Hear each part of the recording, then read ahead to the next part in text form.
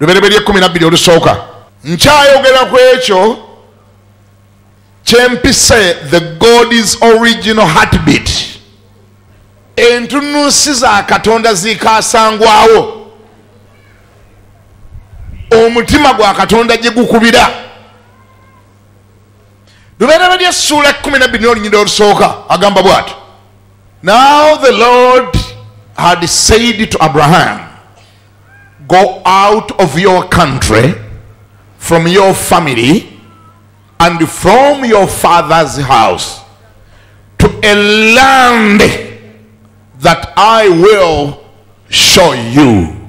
I will make you a great nation, and I will bless you, and I will make your name great,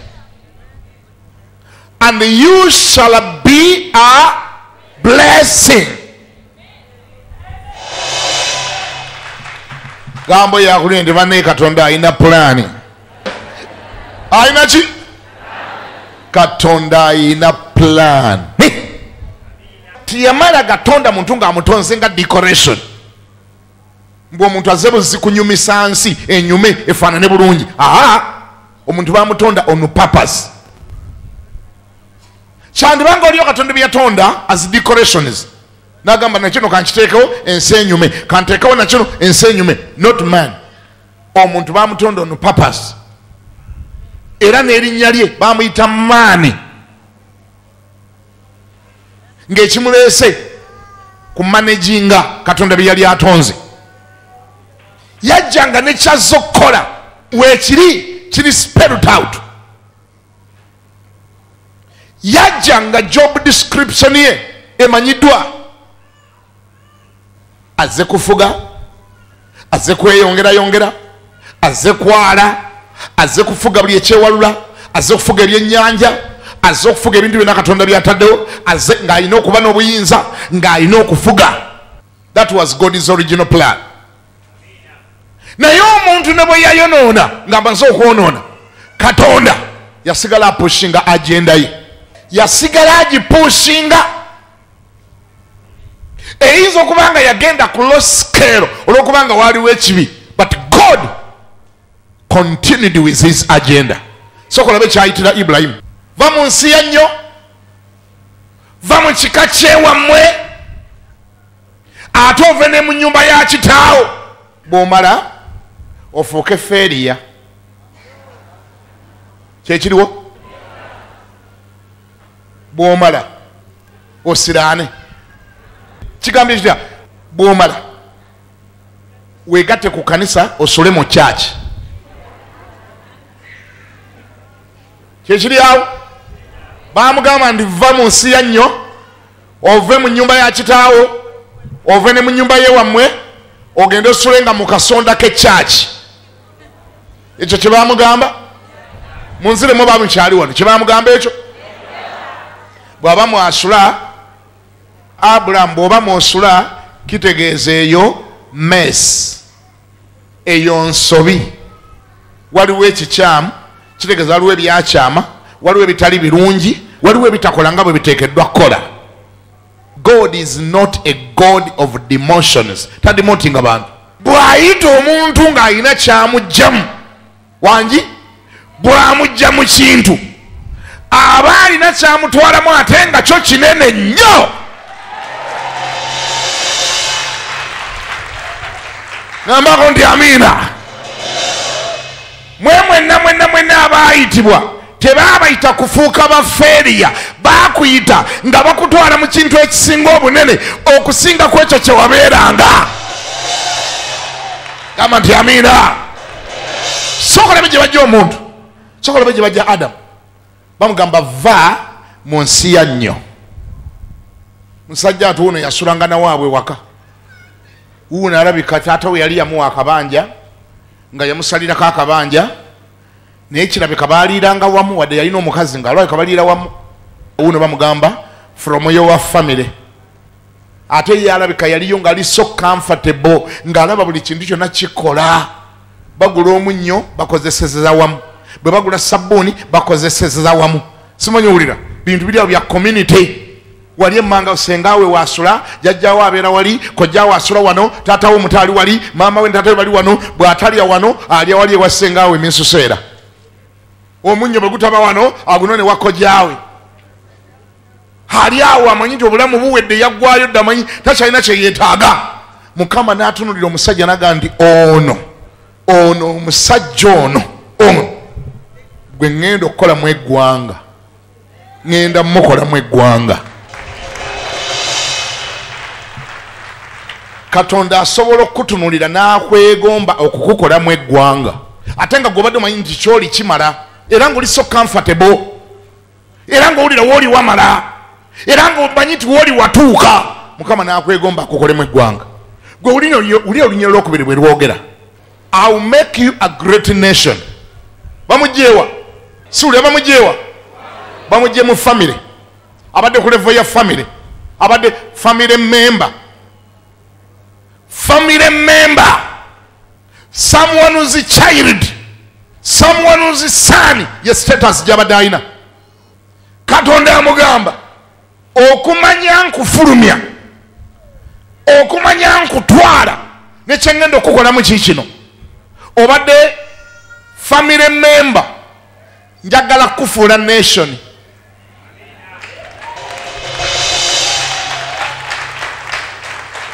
Kambuuze awo olaba demotion promotion bamujja ku level yabwe family member. Katonda amufulumya munju abadde amanyiddwa mu nyumba yani eya kitaawe taata bamuyitanga batya Teera mutabani wa Teera naye ku kyalo nawe yatambulanga bagamba mutabani wani mutabani wa Teera we ayise wakiridde mutabani wa Teera ayambuse mutabani wa Teera ne mutabani wa Teera oyo mutabani wa Teera. Katonda gwaga njagala kufulumya mu bwa mutabani bwa Teera nkukolemu eggwanga.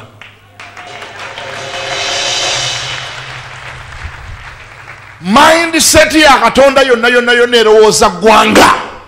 Heartbeat ya Katonda yonna gyefeekoma erowooza ki gwanga. Gwenga olowooza nyumba gwenga olowooza family olowooza bwana bwo buli bw'olina obwana bwewazaala bw'ogulira emmere bwe bulya obwo nga bw'olaba bwokka obwongo nga bwekutte olitunula mu nnyumba y'omukka woolowooleza woopulaningira. Katonda tayagala kuwa buwi family ayagala kuwa gwanga. A nation. I will make you a great nation, says the Lord.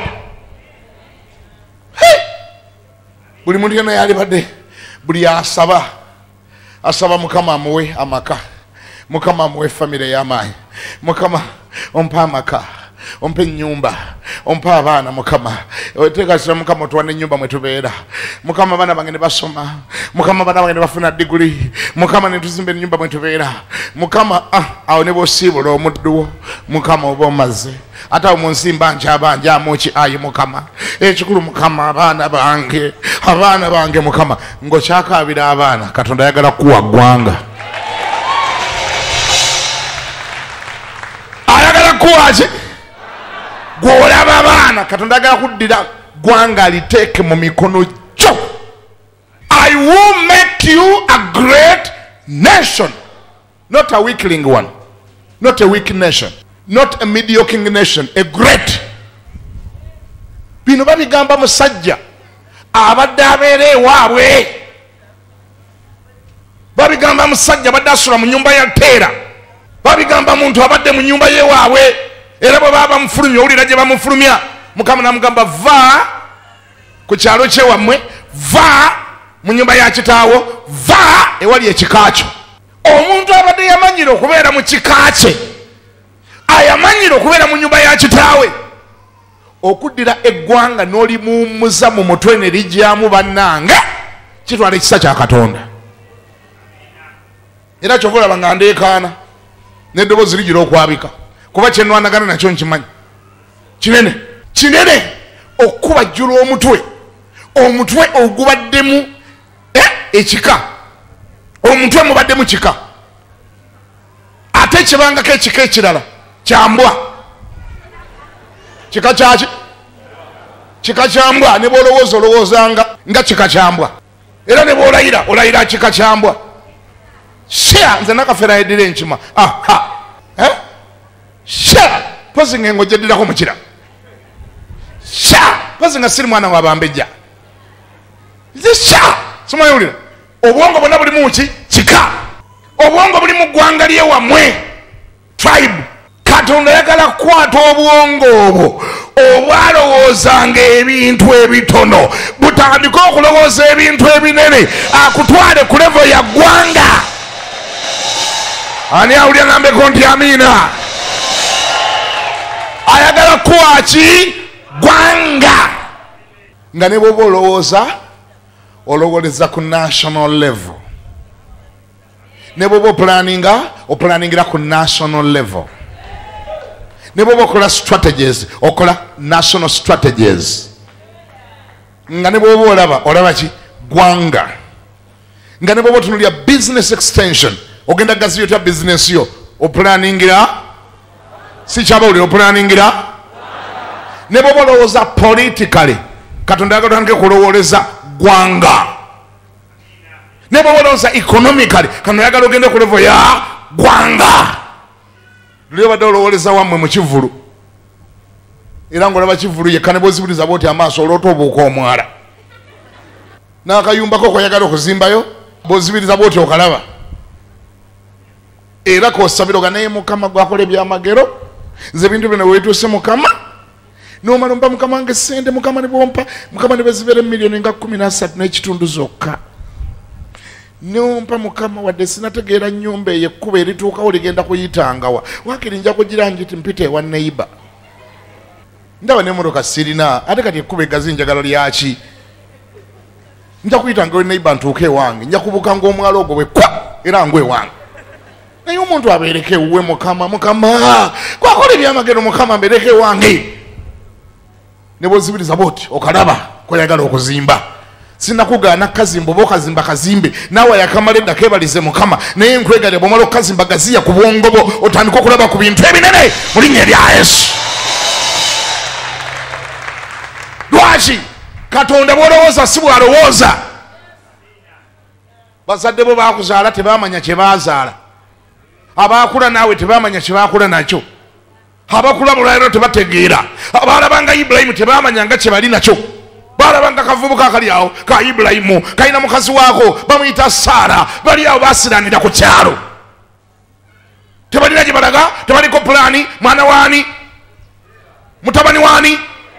Teera ali awo apulaninga kusikira akayumba akateera akabaza akayiiya agani Mukama notataata ono enyumba gye mba ntwala era woli mutta gye nziramu eya taata, ayagala kusikira nyumba ya Teera.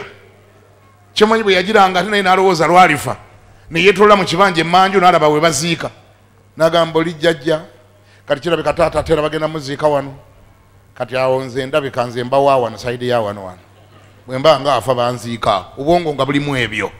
Mukama n'amugamba awo wonna njagala ofulumewo n'okubeesonyiwa obeesonyiwe kuba nkufulumya nkutwala, njagala kukolamu eggwanga ddamba, njagala kukolamu ki gwanga. Heartbeat ya Katonda si ya nyumba yewammwe, heartbeat ya Katonda ya gwanga. Not even a tribe, not even a tribe. Wanasogera ku tribe omanyi mu abantu amulowoleza nnyo mu tribes. We are talking about a nation, not an ethnic group. Eggwanga tiribeere mu tribe emu. Bw'oba okyalowoleza ku level ya tribe ate goli waawo wansi nnyo. Wano silowooza tribe tezitukwata nako. Bwakabaka bakona tebubeera mu tribe emu, bubeera mu tribe zonna. Ngambako nti amin. Katonda level kwayagala okutwala ya ggwanga, nation. Ate wulira gwe wennyini gwe gwayagala okufuula. Gwe gwayagala okukola atya? Gwe gwayagala okufuula. Agambye I will make you a great nation. Great. Not a failing nation, not a weakling, not a mediocre, a great. Ekiddako I will bless you. Kati olwokuba totegedde blessing kyekitegeeza n'amiina ye badde bwetyo, n'amiina ye bwetyo, kuba kibayita blessing tomanyi kyekitegeeza. Bayibuli egamba for your information nti omukisa gwa Mukama gwe gugaggawaza, era bw'abanga agukuwadde tagatta buyinike wamu nagwo, oyongero 10 olwa 22, engero 10:22. Omukisa gwani? Omukisa gwani? Omukisa gwa Mukama gwe gugaggawaza. Kyovula abantu abalina amagezi bagende wa Katonda okusaba nga baagala okukulaakulana, tebamala budde kusaba ssente, tebasaba ssente. Omukisa kinene n'okusinga ssente. Omukisa gwe guleeta ssente, ate guleeta ssente zokka, teguleeta ssente zokka, gwe gugaggawaza. Ate kamala agukuwa, ulire enjawulo y'omukisa, ulire enjawulo y'omukisa ne ssente. Omukisa gwa Mukama gwe gugaggawaza, ate bw'aguleeta tagattamu buyinike wamu nagwo. Ssente osobola okuba nazo naye ng'ate n'obuyinike bwajjiramu, nga ssente oziina nga ne sukaali omulina, nga ssente oziina nga ne puresha omulina, nga ssente oziina nga ne siriimu yayingira, nga ssente oziina naye ng'osula okaaba. Era abantu bangi abalina ssente bangi, enseeno ejjudde abantu abalina ssente, abasula bateebase. Enseeno ejjudde abantu abalina ssente naye nga tebalina mukisa. Ssente azirina naye atula bw'ati mu mmotoka nga ali mu jjaamu, n'atunuulira omusajja ayitawo n'ebigere n'amwegomba, ng'ali mu Mercedes Benz ya $3,000,000. Nagane Mukama kale singa ninga akasajja ako kale kalabeko bwe katambula bwe kwewewula, naye nze buli kirwadde kiri mu nze, sukaali mu nze, kansa mu nze, buli lwe bagenda bakebera ne bazuulayo kimu nakyo ne bakimugamba ate kati olina n'aluzayima nagandika ekakyako. Omubiri gwe nga yafuuka nga setowa ya ndwadde eri muli, naye nga ne ssente akola atya? Azina, naye nga yeegomba abatambuza ebigere. Kitegeeza ssente yazifuna n'obuyinike n'akola atya?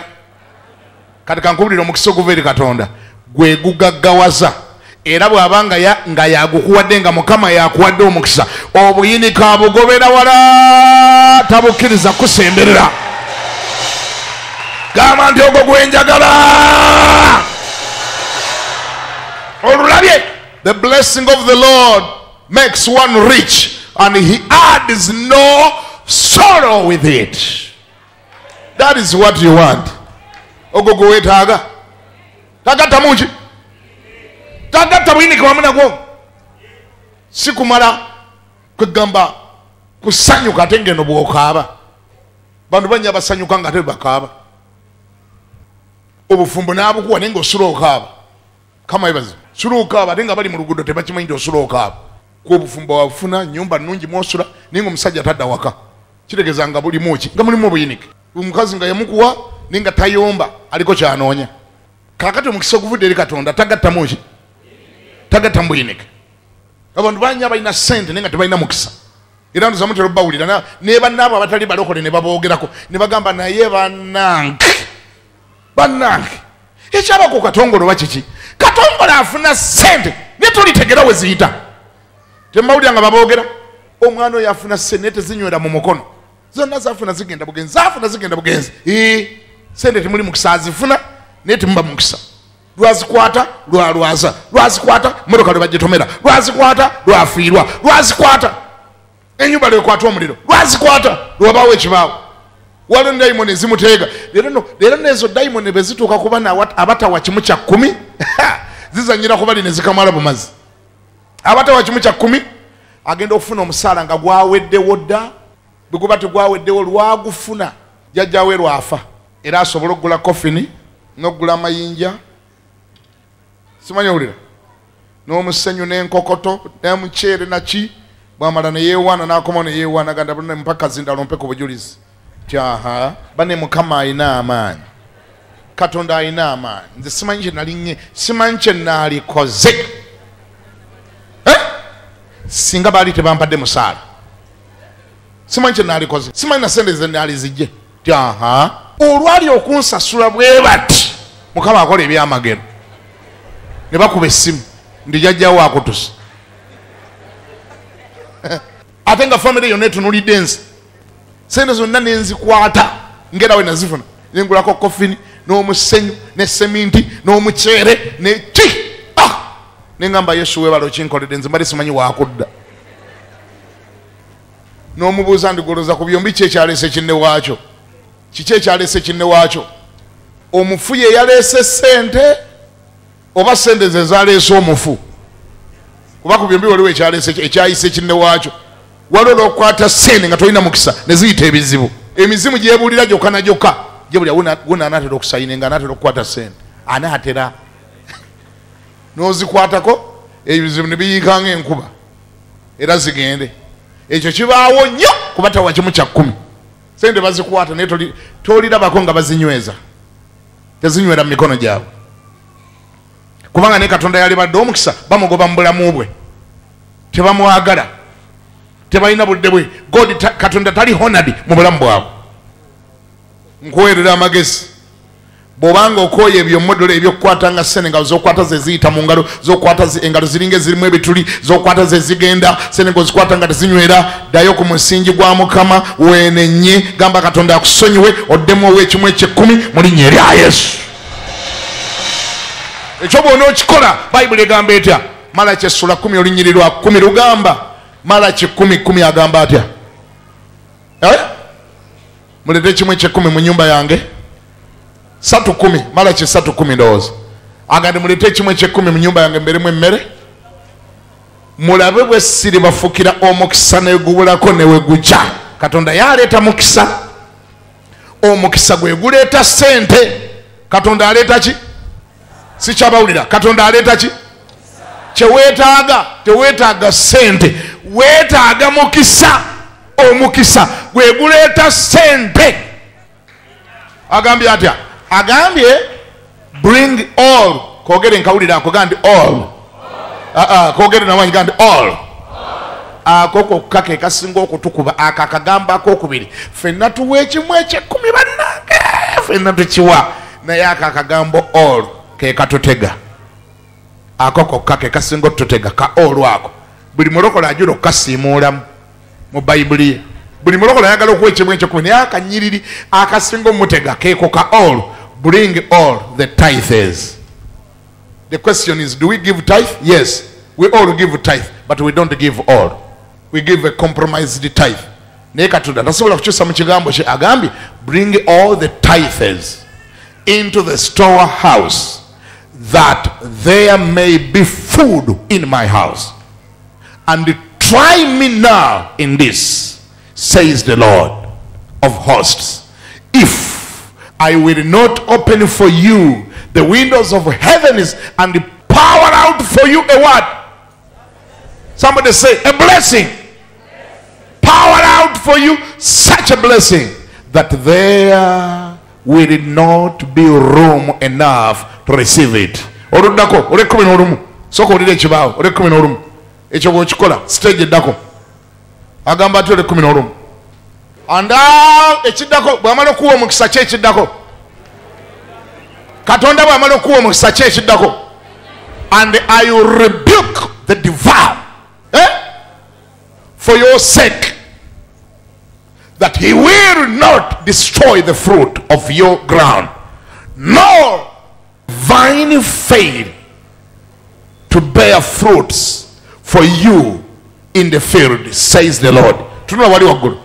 And I will rebuke the what? I will rebuke the what? I will rebuke the devourer. Oli gwe nagambyeko dayimoni oyo apanga buli kaseera ng'alengera onootera okukwata sente n'adduka emisinde aleeta ebizibu alengera ng'onootera esayini nga nagandi mwanguye mangu omwana agwe mu buugi yanguye mwanguye omwana agwe mu buugi oliba okukwata boti sente omwana n'agwa mu buugi era najja feesi n'olyoka omutwala ku kitanda ekigindi ekitovu manyanga erubaga eyo nomalayo mwezi mulamba ogenda okuvayo ngeze $1,000,000 bodda n'okwata microphone n'ogaba ne mukama yebaziba ne mukama akola ebikulu nti kubanga nze simanyi ne kinaalikoze singa nali situnze poloti eyo naye Katonda alina ekisa yali yakaleeta abasajja nga bakansasula sente za poloti nga bakamale batozimba mukama alabika yali yalengedde dda nti omwana anaagwa mu buugi nomugandi katonda wonga wagete olwazi kwata bwe omwana nagwa mbuji tugenda omuntu semulamu nebateekako amacupa nebateekako bino sebisente zebasaba twagenda okumaliza nga bagala miliyoni yamu emitwalo 2 ate poloti nali ngitunze nnya kitundu nenkiwoneraawo ekyo kyewawona kyali kisobola obutajja singa omulimu gw'okugoba omuli wagulekera katonda wangi nokkiriza katonda n'agobanga omuli naye bangi kyetukola wulira kyetukola twetulinkiriza ne tubba katonda ekimu ekyekumi notakimuwaayo noleka wekangabiriza wano mu kusaba ne mukutula njegere nolwanika okugoba omuli nkumenya gwomuli nkukutula gwomuli nkukuula va ku bintu byange omuli omuli pa n'omubuuza ani yakuwa olukusa ogobenga omuli kiri luddawa bagamba gwo n'omugobanga ani yagamba ndi yanamugobanga ani agoba siwulira ani anenya omuli kati katonda wabimugoba mudda kuba wamubba kati gwe weefumbye ku mulimbu gwowa omugoba mwemizimu egibadde gipulaninga okwokya ekyuma kyange ekyakasooli nga mbadde mupulaninga okuleeta omuliro gwokye akatale kowino ebintu byange bisirire mba kutula ogira okutula naye katonda yagamba gwe muwe ekimu kye ky'ekkumi ekyakikukolerengako mu linnya erya Yesu. Ani awulira ngambeko nti amiina? Agamba gwe kola paati yo naye agenda kolanga paati ye. Tagenda goba muri yekka, agambye so that he will not destroy the fruits of your ground.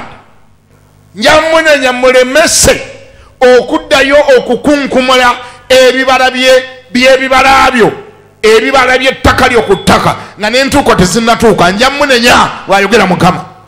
Saze kwogera kimu kya 10 temufunya nnyo feesi kanzireyo ku bye nazo okwogerako bakati awaliwo abatyemuka omutima baga nti bana singa ddayo waliwo yatandikidde banga naye alimba atulumiriza nnyo akirabira dda nti ndi mubbi wa kimu kya 10 ate n'aleeta enjiri ekwata ku kimu eky'ekkumi lwaki tagireka addeyo kweri eya Ibulayimu kale enzizeeyo ku ya Ibulayimu gy'oyagala kubanga wakamala okukirya ennaku ezo tewanayitana nnaku 2 ng'okibbi ate kati ne pasita naye muzibu naye aleeta njiri kwegamba alinga akukomerera omusumaali mu mutwe gambo yakune nti enjiri y'ekimu eky'ekkumi pasita kaagireke todduka tosituka kaagireke naye nga bassebo ne bannyabo bwe tuddayo eri mu lubereberye gye tubadde 12 Katonda ayagala kuwa mukisa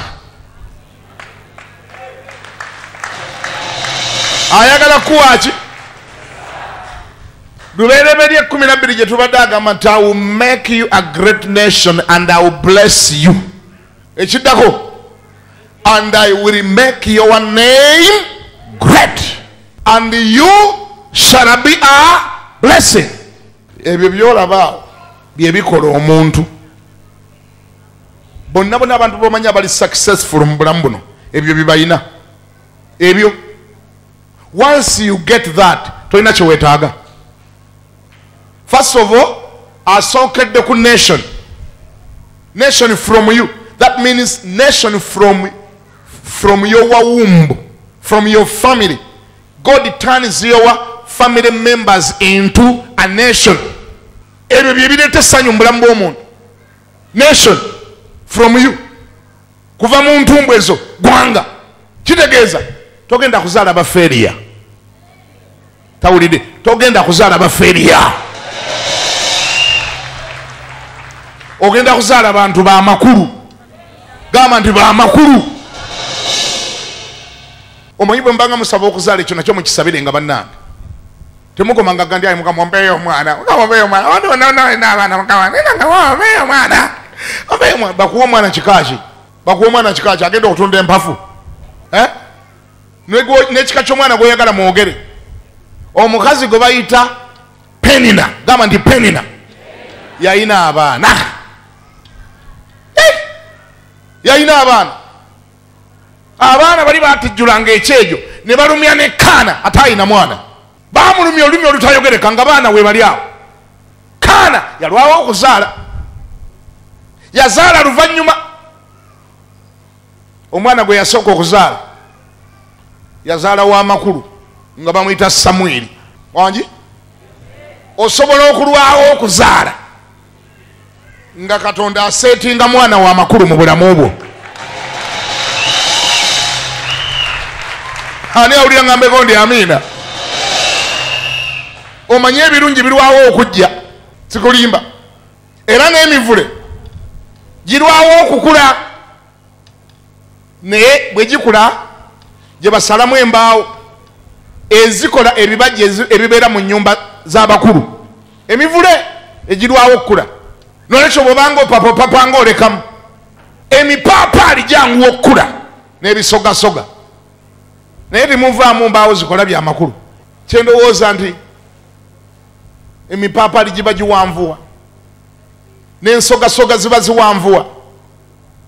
Emivule nga giri mu kwewunya gigane Mukama nange olinnyamba n'empanvuwako nga ye nga gikaaba olw'obutamanya. Emivule emigezi kyendowooza gyo gibeera gigamba nti wanvuwa naye tolina kyogenda kufuuka. Owanvuye n'ompisizza nnyo mwami kisogasoga mwami paapaali odduse sipiidi naye tolina kyolifuuka mu nsi muno kubanga tebali kusalamu yadde omuti ogubajja ekinu. Sipiidi si yenkulu ne ekikuvuddemu bw'otuuse kibadde kiki. Ani akulira ngambeko nti amiina? Byenjogero bitegedde? Kaana yalwawo okuzaala era n'aduulirwa n'asekererwa. Penina n'amuduulira n'ateeka wali naye nga Penina kimu ky'ataakola bwe yali asaba yasaba kuzaala baana. Teyagamba Katonda bw'aba azaala azaale ki. Kirabika abaana be bonna be yazaala ndowooza abamu ne batundanga enswa, abalala ne batunda obuveera, abamu ne bayokya gonja ku luguudo. N'amannya gaabwe tegamanyiddwa. Amannya g'abaana ba Penina tewali agamanyi na guno gujjwa. Ono ayazaala oluvannyuma gwe bayita ani? Gwe bayita Kaana. Ye yazaala abaana ate abawandiika Bayibuli be bayita ba Samweri. Alina ebitabo biri wano. Ani awulira ngambeko nti amiina? Ngambye tosabanga busabi kuzaala kyokka kuba abaana ne boozaala 10 naye ng'ozadde batyo gambo yakune nti batyo. Mugambe ate gwe wamuleese nze nkulagidde mugendi ng'ozadde batyo. Ne boozaala 10 ng'ozadde batyo. Era oba tozadde nnyo. Zaala abaana 2 3 abanaakyusa obulamu bwo bwonna bukyuke. Ani awulira ngambeko nti amiina? Siwulira ngambako nti amiina. Nkusabiramu abe wazaala mubeeremu abanagamba nti maama nga 18 etikiti yo tugiweereza jangwe Washington embaga yaffe genda kubaawo nga 2 nkikulangiryako kikubeereko mu linnya erya Yesu. Ani awulira ngambeko nti amiina? Nego bonna be wazaala ate bakuyita kuzina balongo ate ogenda bazinira gindi eri lya ntonde. Maama twazaala abalongo naye n'obugoye obubabikka tetubulina. Maama kati bwe bujja oleeteyo ne ku muceere kiro nga 2 ate gwe oleeta. Kampulire waakiri amiina ne bwebeeremu yokka. Children can turn into a nation. That's what we are talking about. Mukama bayagala okuwa nation changers. Abaana bamukyusa nsi abo bagamba Ibrahim be bamugamba I will make you a great nation, I will bless you and make your name great. Njogera ku the original God's heartbeat ya Katonda eri original heartbeat ya Katonda nansangwa. Teyagala koma bukomi kukufuula nation, tayagala kuwa buwimukisa kyokka naye akulinako ne vision ey'okufuula erinnya lyo eddene. Gamba nti erinnya eddene. Erinnya ki? Erinnya eddene Katonda talirinako mutawaana. Era bw'olabanga alirina tomukwatirwanga bujja, tokwatibwanga nsaalwa. Katonda wuyo yalisuubiza. Liri erinnya si gwe olipika. Katonda byakoze mu bulamu bwo byokka bye biripika eryo.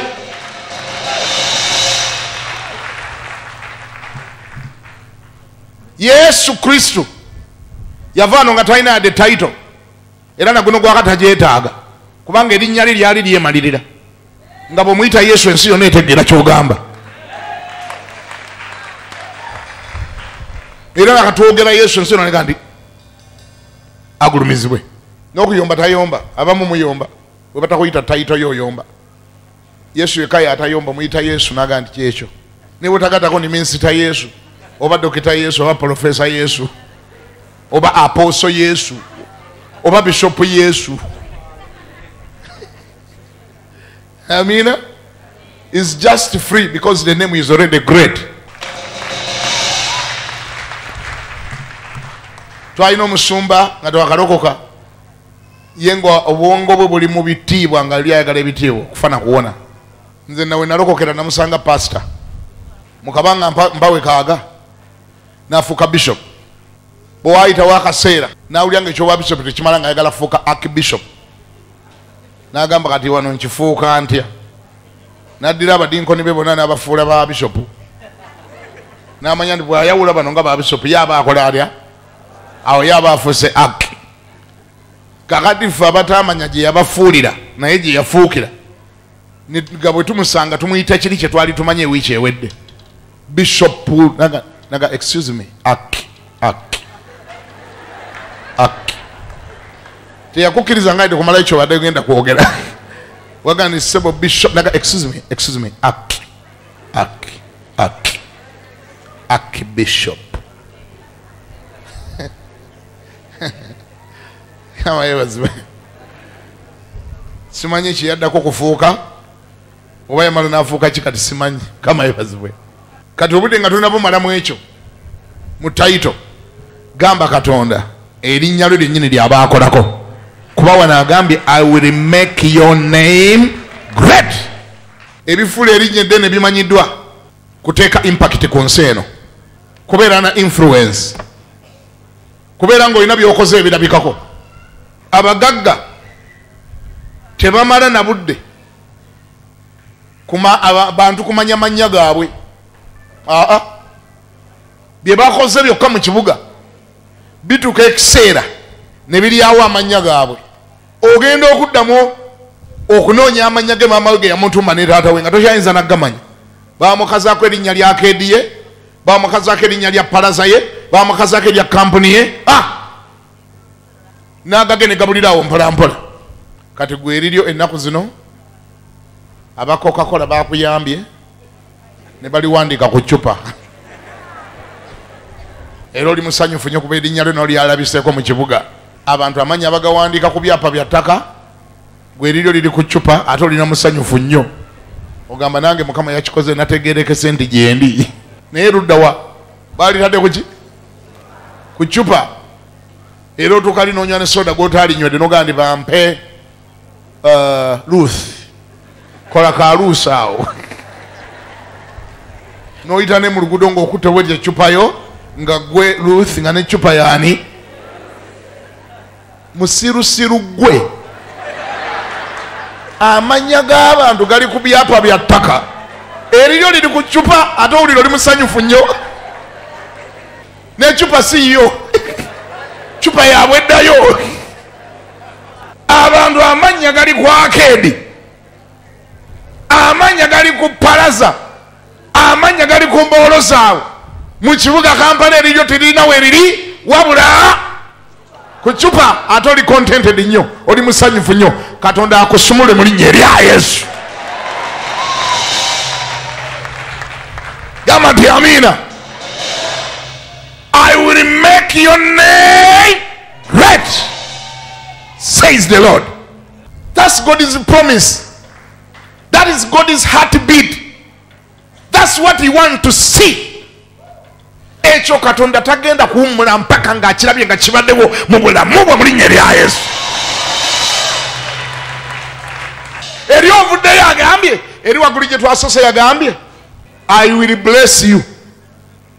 I will ngenda kuwa omukisa nkuwa omukisa nkuwa omukisa nkuwa omukisa nkuwa omukisa nkuwa omukisa nkuwa omukisa nkuwa omukisa bwe naamala okuwa omukisa olw'okuba nja kuba nkuwadde nnyo omukisa ekiseera kigenda tuuka gwe wennyini ofuuke mukisa.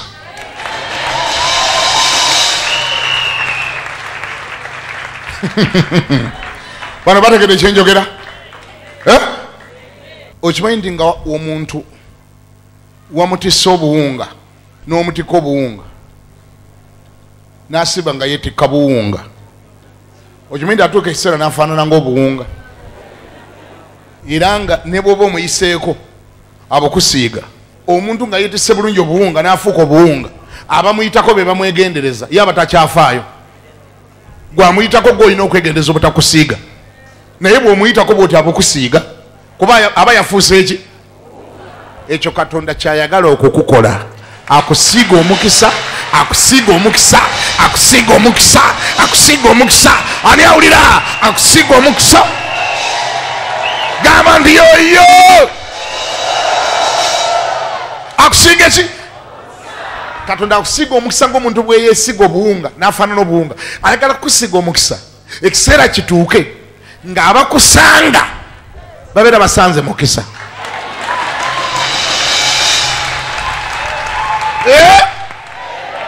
Era abantu nga tebakyasabira kirala, nga basabira kukusanga. Oli akyalewo nga asabirira ekintu eki, ayi Mukama singa musangayo.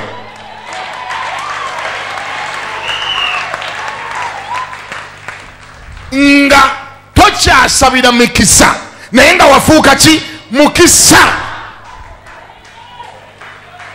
Abasanga gwe nga babeera basanze eki? Mukisa. Abakulinaana babeera balinaanye eki? Mukisa. Abatuula naawe nga babeera batuulira ki? Mukisa.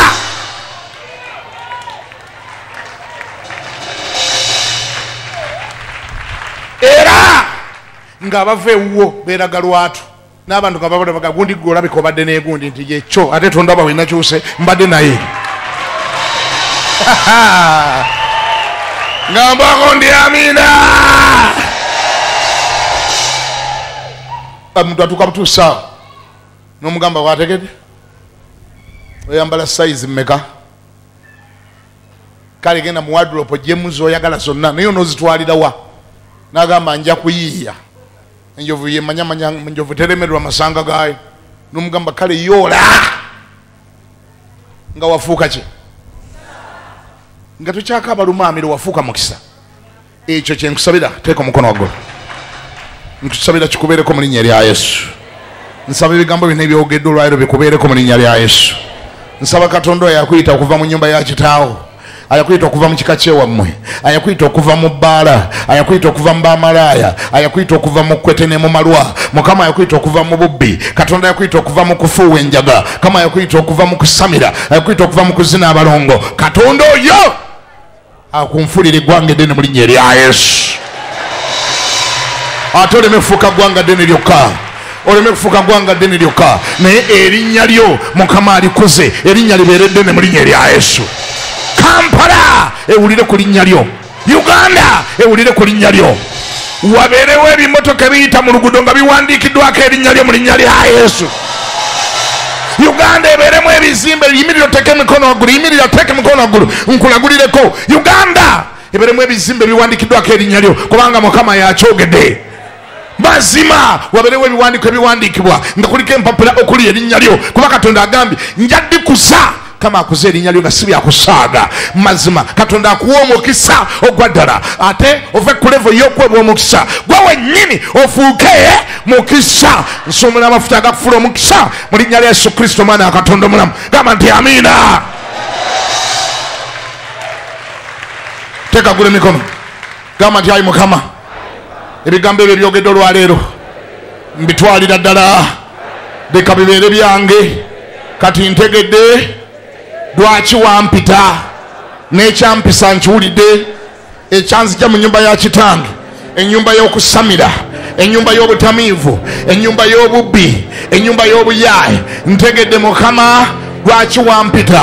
Wampita onfula eggwanga eddene, okwo kuyitibwa nkukkiriza. Ngenda fuuka ggwanga nga ndowoleza ku levo ya ggwanga, nga byenkola bya ggwanga, eggwanga nga litegeera nti wendi. Era nkwebaza olw'erinnya lyange kubanga olironze okulifuula eddene. Era nkwebaza kubanga ebiro bituuse nga sikyasabira mukisa, wabula nga nze kennyini nga nze mukisa. Abasanga nze nga babasanze omukisa, abasiiba nange nga basiibye na mukisa, abasula ewange nga basule na mukisa, ekyo nkyerangirirako era nkitwala nyambala amafuta gaakyo mu linnya erya Yesu.